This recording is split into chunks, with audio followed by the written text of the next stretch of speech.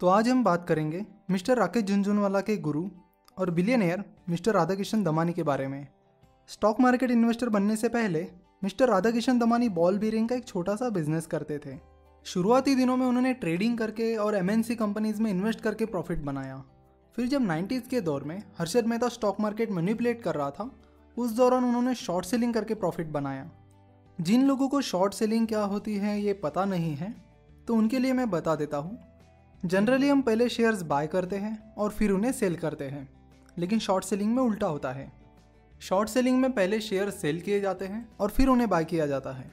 और जैसे कि हमें पता है कि जनरली शेयर्स बाय करने के बाद शेयर की प्राइस जब बढ़ती है यानी ऊपर जाती है तब आपको प्रॉफिट मिलता है। वही शॉर्ट सेलिंग में शेयर की प्राइस जब गिर जाती है तब आपको प्रॉफिट मिलता है।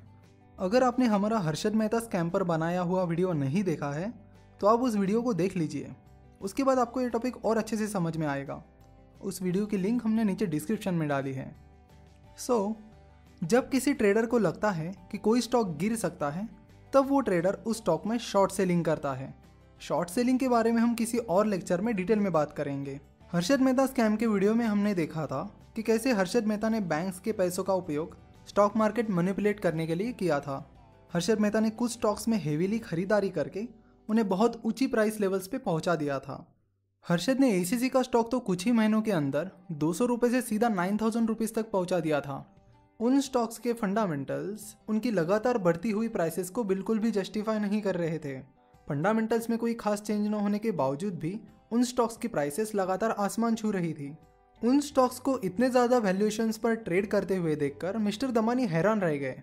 उनको अच्छे से पता था कि हर्षद मेहता उन स्टॉक्स को मैनिपुलेट कर रहा है और इतने हाई वैल्यूएशंस पर ये स्टॉक ज़्यादा देर टिक नहीं पाएंगे और जैसे ही हर्षद मेहता के फंड्स खत्म हो जाएंगे उसके बाद वो स्टॉक्स गिर जाएंगे। तो जिन स्टॉक्स को हर्षद मेहता मैनिपुलेट कर रहा था उन स्टॉक्स में मिस्टर राधाकिशन दमानी ने शॉर्ट सेलिंग करना शुरू कर दिया। हर्षद उन स्टॉक्स को लगातार खरीदते जा रहा था, वही दूसरी ओर मिस्टर राधाकिशन दमानी उन स्टॉक्स में लगातार शॉर्ट सेलिंग कर रहे थे। लेकिन मिस्टर राधाकिशन दमानी को हर्षद के फंडिंग के बारे में पता नहीं था। इतना सारा फंड हर्षद के पास कहाँ से आ रहा है इसकी उन्हें कोई आइडिया नहीं थी। हर्षद कंटिन्यूसली बैंक से बहुत सारा फंड ला रहा था और उन स्टॉक्स में हेवीली खरीदारी कर रहा था, जिससे उन स्टॉक्स की प्राइसेस लगातार ऊपर जा रही थी और नीचे आने का नाम ही नहीं ले रही थी, जिसके कारण मिस्टर दमानी को एक दो बार बड़े लॉसेस भी हुए थे। लेकिन जब हर्षद मेहता स्कैम एक्सपोज हुआ था तब वो स्टॉक्स भारी मात्रा में गिरे थे और मिस्टर दमानी को बहुत सारा प्रॉफिट हुआ था। इसके बाद उनका नेटवर्थ काफ़ी बढ़ गया था। इसके कुछ ही साल बाद value investor mister Chandrakant Sampat, जिन्होंने वैल्यू इन्वेस्टिंग को फॉलो करके सक्सेस हासिल किया है, उनसे इंस्पायर होकर मिस्टर राधाकिशन दमानी ने वैल्यू इन्वेस्टिंग को फॉलो करके लॉन्ग टर्म इन्वेस्टमेंट्स की तरफ अपना ध्यान बढ़ाया।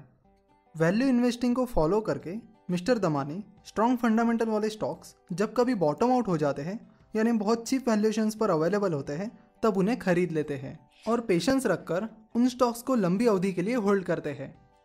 अभी रिसेंट एग्जांपल्स की बात की जाए तो उन्होंने गति और TCI इन दो लॉजिस्टिक्स कंपनीज में 2014 की शुरुआत में इन्वेस्ट किया था, जब ये दोनों भी स्टॉक्स फंडामेंटली स्ट्रॉन्ग थे और पूरी तरह से बॉटम आउट थे और इन दोनों स्टॉक्स में उन्होंने बहुत अच्छे रिटर्न्स कमाए हैं।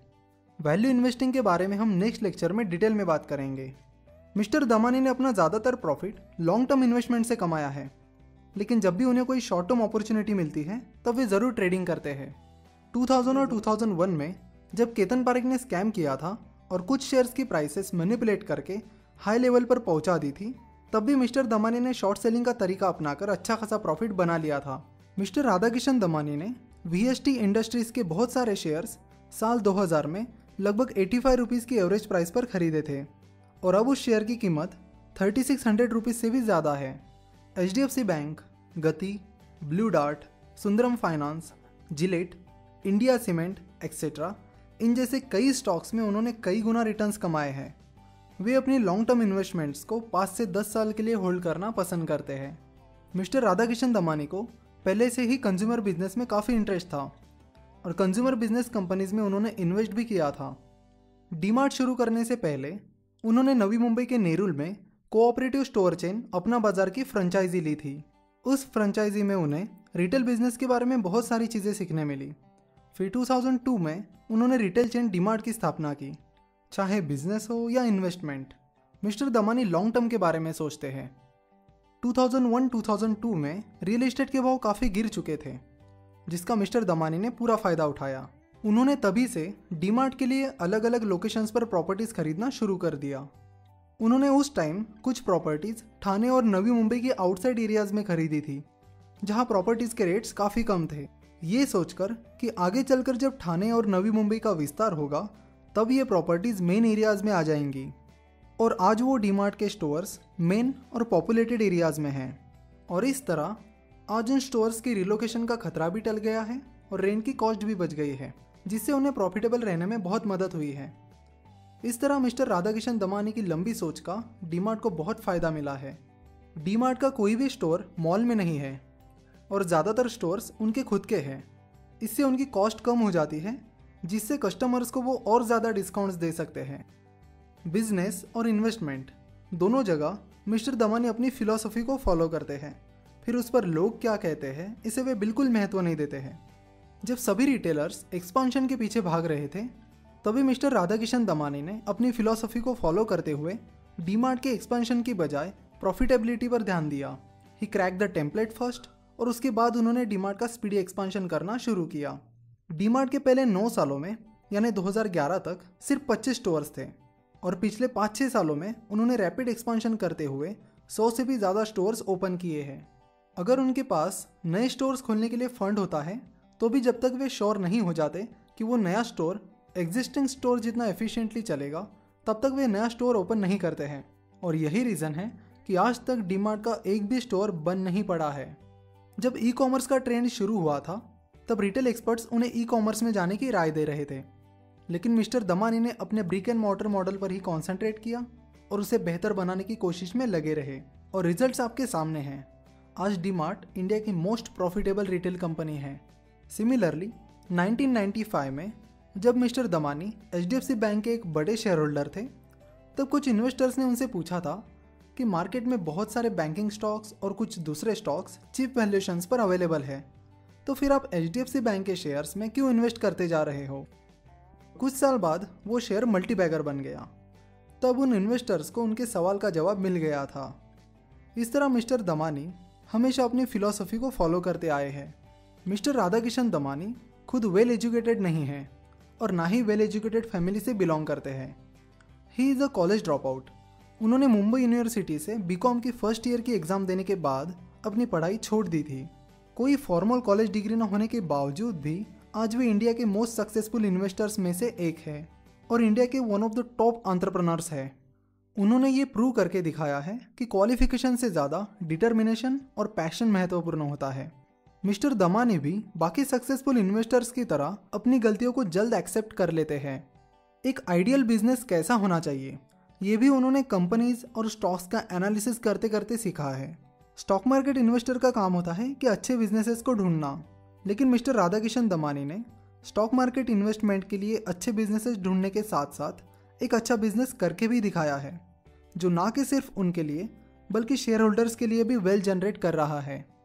वे कहते हैं कि लाइफ में मैंने इन्वेस्टिंग से बहुत कुछ सीखा है और आज इतना बड़ा बिजनेस मैनेज करने के बावजूद वे अपना अच्छा खासा टाइम इन्वेस्टमेंट्स के लिए देते हैं। मिस्टर राकेश झुनझुनवाला, जो कि इंडिया के सबसे सक्सेसफुल इन्वेस्टर है, वो कहते हैं कि मेरे पिताजी और मिस्टर राधाकिशन दमानी मुझे गाइड करने के लिए वहाँ नहीं होते तो आज मैं इतना सक्सेसफुल नहीं बन पाता था। एप्टेक और क्रिसिल जैसी कुछ कंपनीज में मिस्टर दमानी और मिस्टर राकेश झुनझुनवाला दोनों के भी इन्वेस्टमेंट है। मिस्टर राधाकिशन दमानी बहुत सिंपल रहते हैं। वे हमेशा वाइट शर्ट और वाइट ट्राउज़र पहनते हैं, इसीलिए उन्हें मिस्टर वाइट एंड वाइट के नाम से भी जाना जाता है। मिस्टर दमानी मीडिया और पब्लिक इवेंट से दूर रहना ही पसंद करते हैं। वे मीडिया से दूर ज़रूर रहते हैं, but his action speaks louder than words. Mister Damani इतनी खामोशी से काम करते हैं कि उनकी कामयाबी बहुत शोर मचा देती है। आप मिस्टर दमानी से बहुत सारी ऐसी चीज़ें सीख सकते हो जो शायद ही आपको किसी बुक में मिलेगी।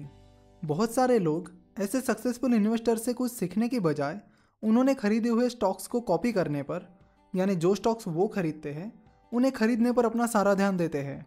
फोर्ब्स के अनुसार अभी जुलाई 2017 में मिस्टर राधाकिशन दमानी और फैमिली का नेटवर्थ $7.7 बिलियन यानी करीब 50,000 करोड़ है और अभी वे इंडिया के 10th रिचेस्ट पर्सन हैं। मिस्टर राधाकिशन दमानी एक फिलैंथ्रोपिस्ट भी है। डोनेट करते वक्त वे अपना नाम गुप्त रखना ही पसंद करते हैं। अगर आपको इस वीडियो रिलेटेड या स्टॉक मार्केट रिलेटेड कोई क्वेरी है या सवाल पूछना है तो आप हमें 09049641491 इस नंबर पर कॉल या व्हाट्सएप कर सकते हो। चाहे आपका सवाल कितना ही छोटा क्यों ना हो, आप बेझिझक हमसे पूछ सकते हो। स्टॉक मार्केट के बारे में और सीखने के लिए आप हमारी वेबसाइट finnovations.com विजिट कर सकते हो। अगर आपको ये वीडियो पसंद आया है तो ज़रूर हमें सब्सक्राइब करिए और साथ में बेल आइकॉन पर भी क्लिक करिए ताकि आप हमारे फाइनेंस और इन्वेस्टमेंट के लेक्चर्स सबसे पहले देख सको।